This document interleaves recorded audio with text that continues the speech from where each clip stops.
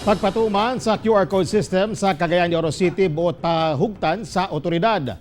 Dugang detalye atong ibalik si Cyril Chavez live. Cyril! Yes, Tek, nag-awhag karon ang Cagayan de Oro City LGU ngadto sa mga Cagayanon ug sa mga nagasulod sa syudad nga mag-register o mukuha na sa QR code alang kini sa mas paspas o mas dali nga contact tracing efforts nga ginahimo sa syudad labot COVID-19 cases.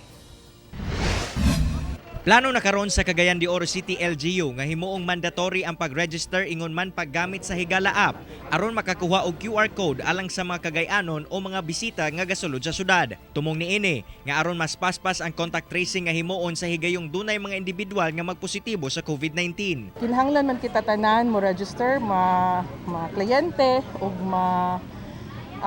establishment, mga tindahan, mga opisina para mahimong useful ni siya nga application for contact tracing.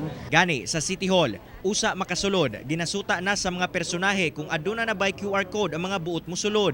Alang sa mga wala pay QR code, adunay helpdesk nga gimontar ang LGU sa may entrada aron matabangan ang mga tawo nga makakuha sa ilahang QR code. Pipila na sab ka mga Cagayanon ang mi-avail sa mong libreng serbisyo. Pabor po kayo ni sa mga kay libre ra ba?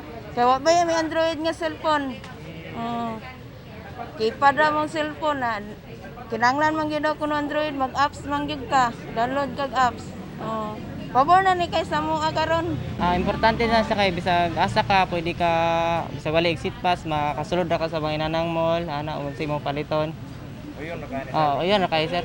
Nagpasalig sab ang LGU nga safe ang pagrehistro sa Higala app, labi pa nga ilahang ginasunod ang nakalatid sa Data Privacy Act. Hinoon, wala nila giwala ang anggulo nga posibleng sakyan sa mga daotang tawo ang registration sa Higala app o gamiton sa krimen.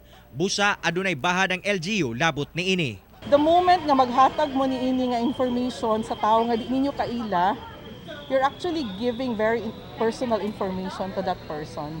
So ato nang galikayan, no, kung maghangyo taglaing tao nga mo register alang ka nato, especially katong gapabayad nga sigurado nga masaligan na ni mga tao.